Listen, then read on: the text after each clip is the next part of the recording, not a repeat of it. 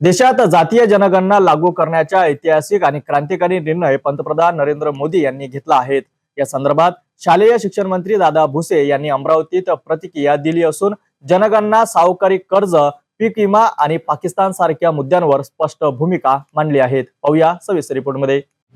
जातीय जनगणनेचा ऐतिहासिक निर्णय देशाचे पंतप्रधान नरेंद्र मोदी यांनी घेतल्याने देशातल्या प्रत्येक घटकाला न्याय मिळेल, अशी प्रतिक्रिया शालेय शिक्षण मंत्री दादा भुसे यांनी अमरावतीत दिली आहे।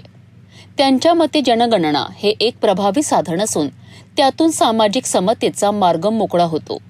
आपल्या भारताचे लोकप्रिय प्रधानमंत्री आदरणीय नरेंद्र मोदी साहेबांनी हा क्रांतिकारी निर्णय त्या ठिकाणी केलेला आहे।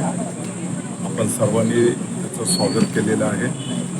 या जनगणनेच्या माध्यमातून सर्व गोष्टी येतील आणि त्या आकडेवारीनुसार येणाऱ्या काळामध्ये त्या ठिकाणी मला वाटतं की न्याय देऊन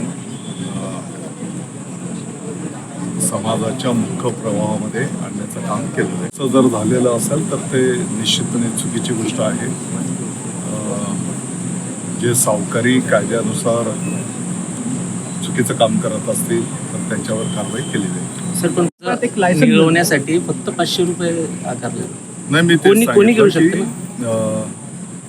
जे सावकारी कर्जाचा व्यवहार करत असतील त्यांच्यावर कारवाई केली जाईल। शेतकऱ्यांच्या नावाने अनेक गैरव्यवहार इतर चुकीच्या लोकांनी केलेले आहेत। अगदी एनए प्लॉट असेल, गावठाण जमीन असेल, खरं म्हणजे या चुकीच्या लोकांमुळे या चांगल्या योजनेला त्या ठिकाणी गालबोट लागलेलं आहे। आता नवीन जी योजना आणलेली आहे ती पण शेतकऱ्यांच्या हिताचीच आहे आणि नानाजी देशमुख कृषी संजीवनी प्रकल्प पोखरा योजना त्याचा टप्पा 2 मध्ये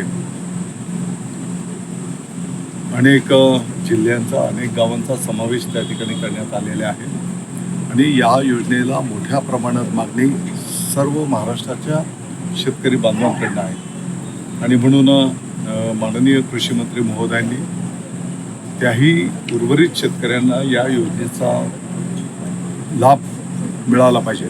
जातीय न्याय, शेतकऱ्यांचे हक्क, सरकारची योजना आणि देशाची सुरक्षा या सर्व मुद्द्यांवर स्पष्ट आणि रोखठोक प्रतिक्रिया देत शालेय शिक्षण मंत्री दादा भुसे यांनी अमरावतीत आपली भूमिका मांडली। पुढील अपडेट आणि ताज्या घडामोडींसाठी पाहत रहा सिटी न्यूज।